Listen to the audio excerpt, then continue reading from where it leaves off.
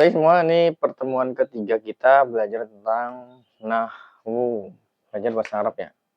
Bahasa Arab. Ini hashtagnya belajar bareng Pak Wawan. Bahasa Arab. Sekarang pertemuan ketiga. Ketiga.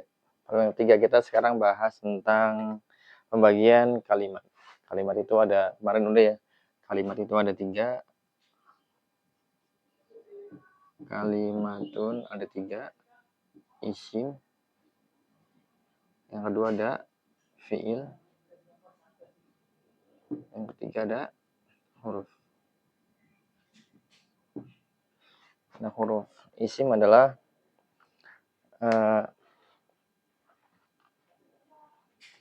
huwa kalimatun. Pakai yang biru coba.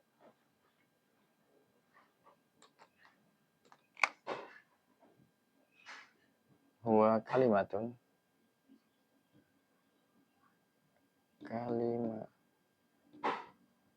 Huwa kalimatun dalla ala makna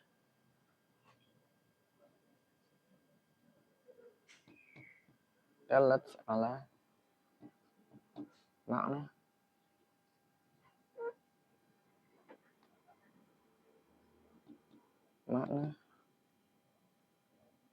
walam tuktaran bizaman.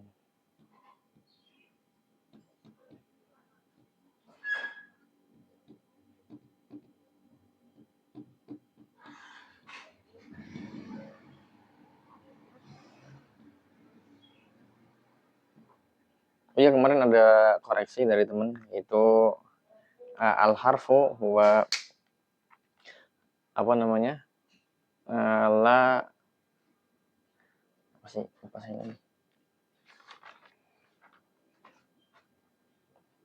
La ya'rifu maknaha illa ma'a ghairiha. Jadi ada ilahnya, illa ma'a ghairiha. Nah, ini pengertian isim kemarin ya. Isim huwa kalimatun dalat 'alal makna wa lam tuqtaran bizaman.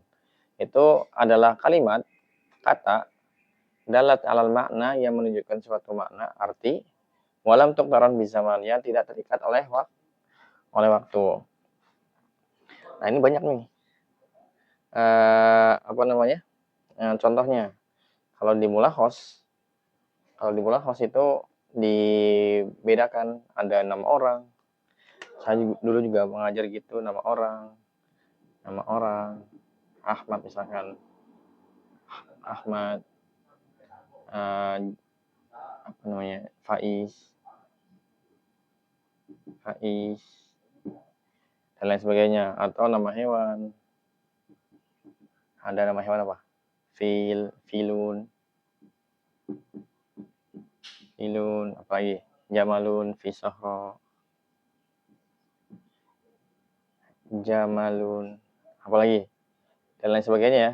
Nah, kalau kita lihat di bahasa Arab, kita bisa bedain mana itu isim, mana itu fiil, mana itu huruf dari mana sih. Ternyata ada caranya. Caranya yaitu kalau fiil, isim itu ada tanda-tandanya. Tanda yang pertama adalah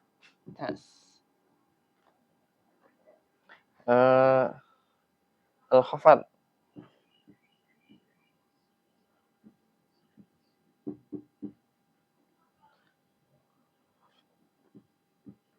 Khafad, atau kalau dalam itu tuh khafdun itu kasroh. Jadi kalau kalian nemuin ada kalimat dalam bahasa Arab lalu berharakat kasroh, itu akhiran ya, berakhiran kasroh, itu kemungkinan besar adalah isim. Jadi misalkan contoh bismillahirrahmanirrahim, biismi, kan itu kasroh tuh, bismillahi, Allahi, itu kan kasroh akhirnya, itu berarti isim. Memungkinkan adanya huruf kasroh di akhir kalimat. Yang berikutnya adalah alif lam. Ya, salah. Yang kedua alif lam. Tanda berikutnya alif lam. Ada kata dalam bahasa Arab yang memungkinkan berisi atau diawali dengan alif lam, itu adalah isim. Contohnya kayak tadi, Alfil. Ini contohnya kayak alfi, alfil. Alfil ada artinya gajah atau apa misalkan burung atau iru. Apalagi pena, al-qalamu. Semua yang kalian lihat alif lam, kalau di Al-Quran ilmu tajwid ada alif lam syamsiyah, ada alif lam qamariyah, itu semuanya pasti isim. Yang ketiga adalah tanwin.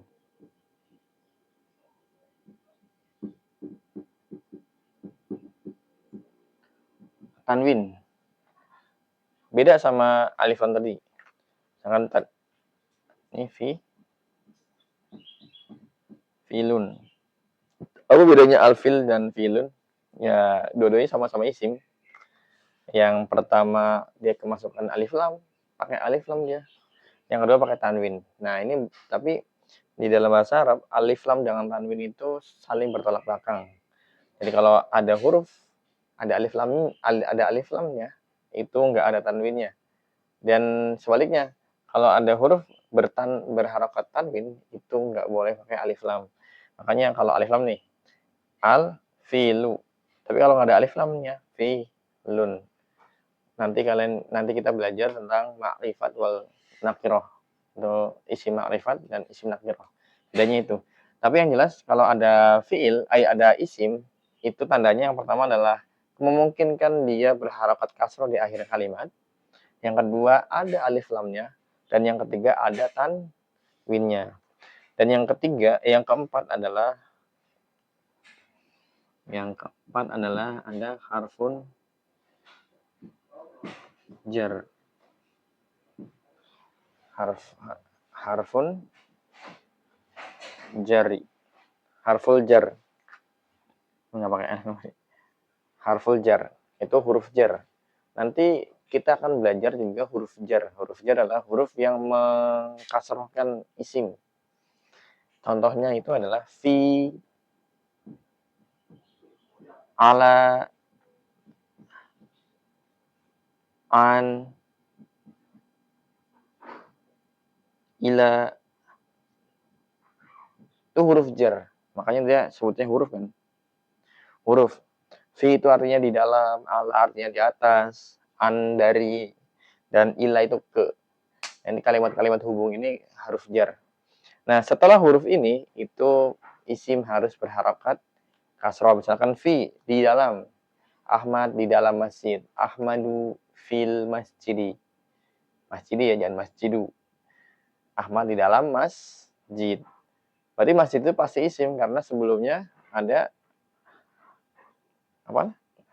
huruf jar. Dan kebetulan juga masjidi. Harokatnya kasroh. Jadi ada alif lamnya. Ada tanda yang pertama yaitu berakhiran kasroh. Fil masjid ada alif lamnya juga, berarti udah pasti dia isim. Jadi tanda-tanda ini minimal satu ada. Nggak mesti semuanya, minimal satu. Misalkan Ahmadu fi masjidin, boleh juga nggak pakai alif lam, dipakainya tanwin, boleh. Tapi tanwin antara alif lam nggak bisa bersatu. Itu tanda-tanda dari isim. Hari ini kita belajar cuma tanda-tanda isim aja ya.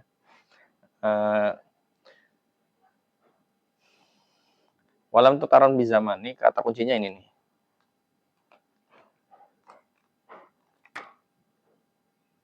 Walam tutaron bi zamanin.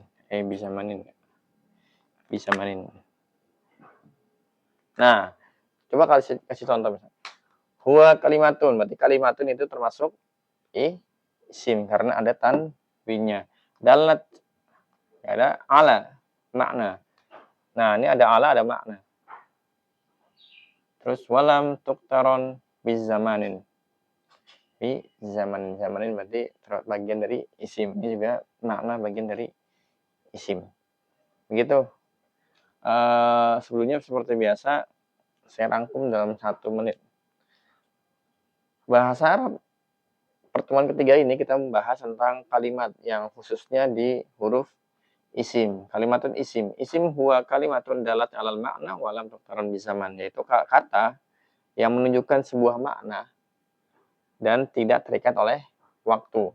Jadi bisa nama orang, bisa nama hewan, bisa nama benda, bisa nama sifat, apapun itu yang tidak terikat dengan waktu. Dan kalau kita lihat bahasa Arab, kita bisa nentuin mana isim, mana fiil, itu ada tanda-tandanya. Nah, tanda-tanda isim itu ada 4. Yang pertama, khofat atau kasroh. Jadi memungkinkan suatu huruf atau kata itu berharokat kasroh di akhirnya. Misalkan kayak gini, mana? Bismillah, kan bismillahi, juga itu isim. Yang kedua alif lam, ada huruf alif lamnya. Jadi memungkinkan suatu kata itu diawali dengan alif lam, itu juga isim. Yang kedua ada tanwin. Fi masjidin, bi zamanin. Jadi ada tanwin di akhir harokat, akhir harokatnya tanwin di sebuah kata, itu kemungkinan adalah isim. Yang ketiga, kemasukan huruf jar. Huruf jar adalah fi, Allah, anala, dan lain sebagainya, banyak. Dan kalau ada suatu kata diawali dengan huruf jar, maka itu bagian dari isim. Karena fiil nggak mungkin ada kalimat hubung ini. Gitu. Ya, hari ini pertemuannya sekian, kurang lebihnya mohon maaf. Assalamualaikum warahmatullahi wabarakatuh.